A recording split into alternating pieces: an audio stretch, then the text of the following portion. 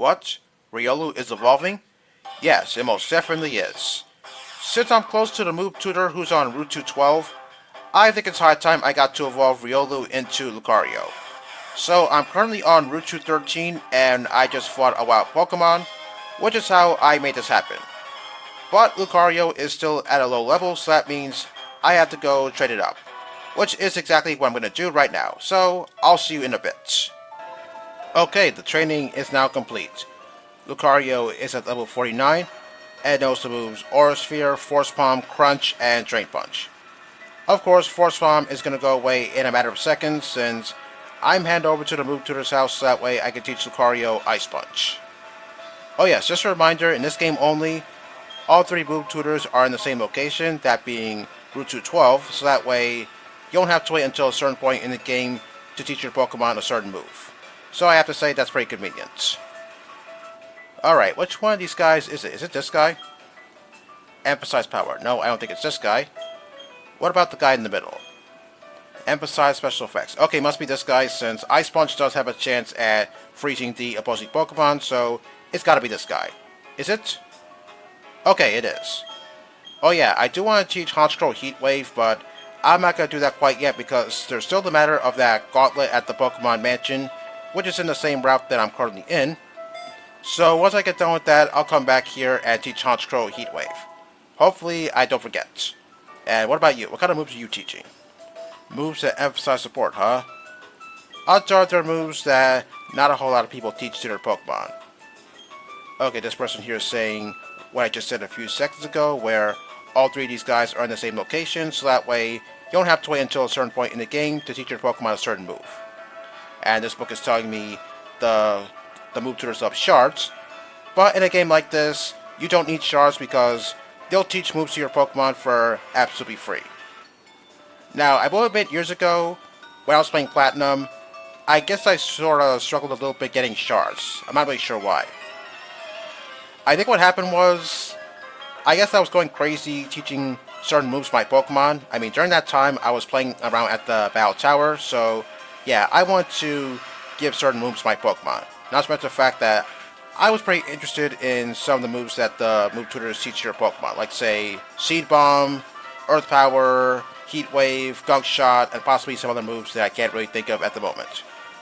So at the end of the day, I guess I ran out of shards of a particular color, and yes, I did go to the underground in hopes of getting more shards, but I don't quite recall if I ever got any shards. Well, I'll tell you one thing. I did find some star pieces while I was down there, that's for sure. And before you say anything, no, I did not sell my star pieces. I gave them all to that one guy at the Fuego Ironworks, which I'll be going to later on in the game. Now, as for Lucario's training session, I actually gave it some defense, and the reason for that is, well, let's be real. Lucario doesn't have the best defenses in the world, so I figured I might as well give it some defense to work with. But as of right now, its physical defense is just barely below 100, so once it gets to level up, hopefully Lucario's physical defense goes over 100. But while I was training it up, I guess I accidentally gave it a little too much special attack, so what I did was, I bought some berries from that one guy at the daycare center, the berries that lower a particular stat. So I sacrificed some of Lucario's special attacks so that way I could balance out its defense and special defense. I mean, I only did that because I don't want Lucario to get one-shotted by a super effective move, especially if that super effective move were to come out of absolutely nowhere. Yeah, I'm just trying to be safe. Okay, I believe there's a hidden item in the area. Oh, we got some. Okay, where is it? Come on, where is it? Man, I hate when the dowsing machine does this. Come on, where is it? Oh, okay, there it is, right in front of me. Okay, we've got a rare candy. And I believe there's some more hidden items in the area, and I believe it's supposed to be somewhere here. Okay, where is it? Oh, we got some. Okay, where is it? Okay, it's somewhere over here. Oh, what? I gotta go in the mud to get it? Okay, then. So, what is this item? Oh, full heal, huh? Okay, I guess it was worth it. And there is one more hidden item, and I believe it's supposed to be somewhere over here. Okay, now where is that thing? Oh, okay, I see it. It's to the right. Oh, Max Repel, huh? Well, okay, I guess I'll take it. Now, are there any more hidden items in the area? Let me check. Doesn't look like there are any. Okay, so I'll go back to the starting point of Route 212 and start fighting some trainers. Okay, I see somebody is stuck in the mud. Yeah, you are stuck in the bug. Is she being sarcastic? Because it kind of sounds like she is. But then again, there's no voice acting in this game, so it's kind of hard to tell whether she is being sarcastic or not. Alright, what do we have here? Oh, the TM for Toxic, huh? It's a pretty good move if you know how to use it. Now, are there any more hidden items in this area? Let me check. Doesn't look like there are any. Okay, I'll switch back to the Pokemon list since that's my favorite Pokecap. And in the meantime, I'm just going to reflect on my time in the Great March, especially since I'm still baffled at the fact that I was struggling to capture certain Pokemon, like say Quagsire and Execute. So apparently Quagsire has a catch rate of 90, and that's something I did not remember. I mean, I don't recall the last time I caught a Quagsire, but if I were to capture that thing, then I'll use a type of ball that's not the equivalent to a Great Ball, like say a Net Ball or a Dive Ball. So yeah, I think you guys recall that I was struggling to capture a Quagsire a couple of videos ago, and I was getting really frustrated that I couldn't catch that thing no matter what. And ultimately, it ran off. But I did manage to find another Quagsire, and I managed to capture that one successfully. And as for Execute, well, that thing also has a catch rate of 90, just like Quagsire. I did not remember that either. I don't recall ever struggling to capture Execute back in Fire Red and Leaf Green, or even Red, Blue, and Yellow. So yeah, it's very strange how Execute of all things has a catch rate of 90. And then there's Parasect, who has a catch rate of 75. Once again, I don't recall struggling to capture Parasect back in Fire Red and Leaf Green, as well as Red, Blue, and Yellow. All I remember was I was trying to capture as much Parasect as possible, and even Paras as well, because back in Fire Red and Leaf Green, every now and then they would hold either a tiny mushroom or a big mushroom, and those items were pretty crucial to have, because the move relearner was over on 2 islands, so you had to have mushrooms so that way you could pay the guy mushrooms so that way you could reteach old moves to your Pokemon. So yeah, I did just that. But still, Parasect having a catch rate of 75? Okay, that is pretty strange. Now, I will admit, back in part 58, off screen I was trying to capture certain Pokemon, but ultimately I failed to capture certain Pokemon, like say, Yanma and even Croagunk. So Croagunk has a catch rate of 140, and somehow I failed to capture it. But it doesn't matter because you can actually capture Croagunk on Route 212, so yeah, doesn't matter to me. And as for Yanma, well yeah, Yanma is a pretty hard Pokemon to catch. He has a catch rate of 75 for some reason. But one time I did capture it, and I even used it as a team member. How'd that go? Well, I don't remember since that was a very long time ago. All I remember was I actually delayed its evolution. Well, I did teach it Ancient Power because you need Ancient Power in order to evolve Yanma. So I delayed its evolution up to level 38 because that's when Yanma learns Hypnosis. So yeah, I was aiming for that. So yeah, I don't quite recall how using Yanmega went. That was a very long time ago. As for Skorupi, well, it has a catch rate of 120, and for some reason I didn't capture that.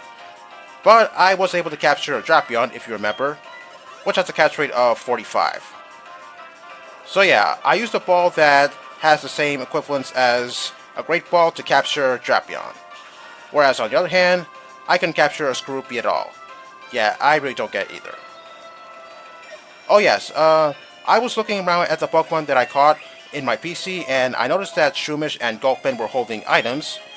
So Shroomish was holding a big mushroom, and Gulpin was holding an orange berry. Okay, it's been a while since I last caught Shroomish in a Generation 4 game, or a game that's not Generation 4, and I did not remember that Shroomish was able to hold an item like that. Same thing for Gulpin, since, well, I don't think I ever caught Gulpin in my life, so yeah, I did not know about that. Yeah, I knew it was going to go for Magnet Rise, which is why I opted not to go for Earth Power. Yeah, I've been down that road one too many times, so yeah, the game's not going to trick me this time. Okay, let's move on to something else.